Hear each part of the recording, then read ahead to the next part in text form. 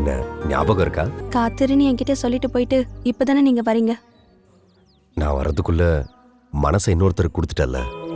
உனக்கு கல்யாணம் நடக்கிற அன்னைக்கு தான் நான் மேட்டுப்பாளையத்துக்கு வந்திருந்தேன். உனக்கு இன்னொருத்தரோட கல்யாணம் ஆகிறத பார்க்குற சக்தி எனக்கு இல்லை. அதனால தான் போயிட்டேன். அம்மாவும் மத்தவங்களும் என்ன கல்யாணத்துக்கு கட்டாயப்படுத்தினப்போ வேற வழி இல்லாம நிச்சயத்துக்கு நான் சம்மதம் சொன்னேன். ஆனா நிச்சயம் முடிஞ்சதுக்கு அப்புறமும் என் மனசுல இருந்த தேவனை என்னால மறக்க முடியல. அப்புறம் மாப்பிள்ளைய சந்திச்சு நடந்ததெல்லாம் சொன்னேன். அப்புறம் என் கல்யாணம் நின்றுடுச்சு. சொந்த பந்தம்லாம் சேர்ந்து பார்த்த கல்யாணத்தை வேணான்னு சொன்ன என்ன மரணத்தால அம்மா தோக்கடிச்சாங்க. நான் ஏன் என் தம்பி வாழ்க்கையும் சேர்த்து கெடுக்கணும்னு எனக்கு தோணுச்சு. அப்புறம் அவனுக்காக வாழ ஆரம்பிச்சேன். இப்போ நான் ஹோம் நர்ஸா வேலை பார்த்துட்டு இருக்கேன். அப்போ உங்களுக்கு இன்னும் கல்யாணம் ஆகலையா? என்ன ஒரு அதிசயம் பாத்தீங்களா? கடவுள் எப்பவுமே நம்மளுக்கு நல்லதுதான் செய்வார் போல இருக்கு. அச்சோ, எனக்கும் இன்னும் கல்யாணம் ஆகல.